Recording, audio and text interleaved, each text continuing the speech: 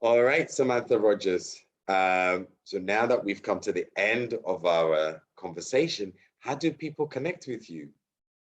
Well, they can connect with me on my website, which is nubianamedia.com.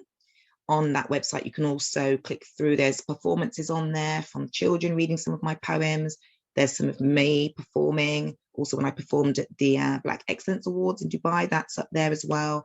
A little bit about myself. There's some poems up there as well. There will be teaching resources there.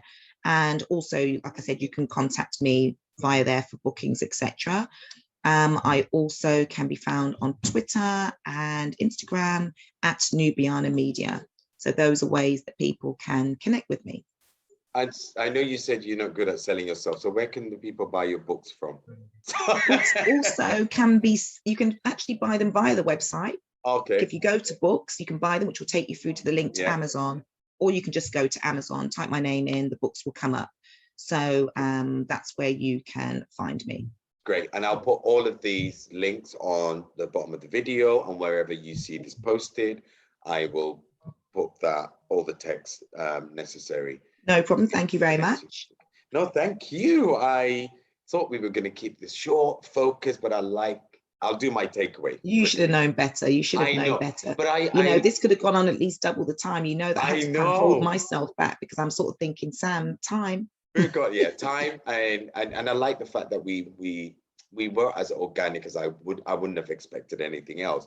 But my takeaway from the discussion is that how we were both able to open ourselves up, or you allowed me to open myself up, by you opening up, and the fact that yes, you are who you are, and you are an author, and that's what you do. But just to be able to get a full or build a picture around what motivates, what inspires you, and where your thought processes are coming from and what you're bringing forth. So I feel like I was able to see, as your friend of a long time, a full picture of Samantha that I know as a friend, but full picture of Samantha, the teacher, and full picture of Samantha, the author.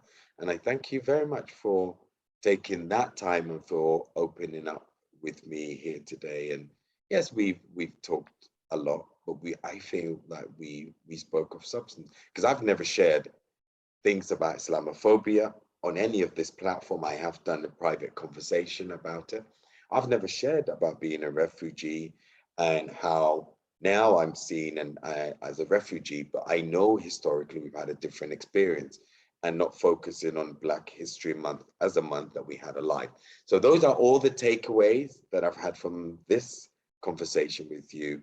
And again, thank you so much for being my guest and for being my friend. So what was your takeaway? Thank you for having me, and thank you for being my friend. What was your takeaway? Opening up, I guess. I mean, I'm quite open most of the time. I think as I've got older in life, I am a lot more expressive and not so afraid to say things, like I said, being unapologetic, etc. But I think the takeaway from it all was just actually, even as I spoke about my journey, sometimes realizing how far you've come. A lot of us we focus on where we haven't got to and what we still haven't achieved, but we don't actually give ourselves a pat on the back for how far we've come so far. And for many of us, if you've come through a lot of adversity, we sometimes don't sort of recognize that we're just still stuck in, we haven't got to where we want to get to. I know I do that a lot, because I know where I want to get to, and I know all the dreams I've got and the hopes and the fears that come with that. But sometimes you just need to take a bit of a sit back and think, well done you. And I think that goes for everyone. We're so quick to look at others, like you said, and compare ourselves to what she's doing and he's doing. You might not be doing anything that's in the public eye, but you are probably somebody, you've got your own merits and your own accolades. It could be within your family, within your job, within it doesn't always have to be just those people that are seen on social media aren't always the ones that are doing big things.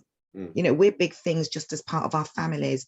We're big things to our children. That's if you have children. We're big things to our friends and the people who we impact.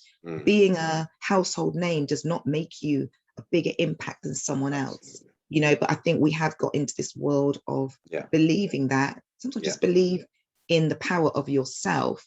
And I would like to believe that, as somebody who was literally told when I was younger that because I had a child at a very young age, at 19, that I probably wouldn't amount to much and I'd ruined my Yeah. life. Well, I would like to just look back at those people now and say, how are you doing? I love it. So thank you so much, Samantha. And I'm looking forward to learning a little bit more about this book title that you're not disclosing. The fact that I don't even know about it, we will be having a conversation after this session. But with that said, thank you for closing the session for me. And I think that was really a positive note. And I wouldn't say anything else to add on to it, because I think you've summed it up. Being you is far more better, far more greater than being somebody else. So yeah, Definitely. so thank you. Thank you so much, Samantha Rodgers, my friend, the author, a mother and a sister and a daughter to Mr. Rodgers. So thank you. Have a wonderful day. Oh, thank you very much. I've had a lovely time, and thank you for giving me the opportunity and just for having a nice, authentic conversation. Good. Good. Until next time. Take care.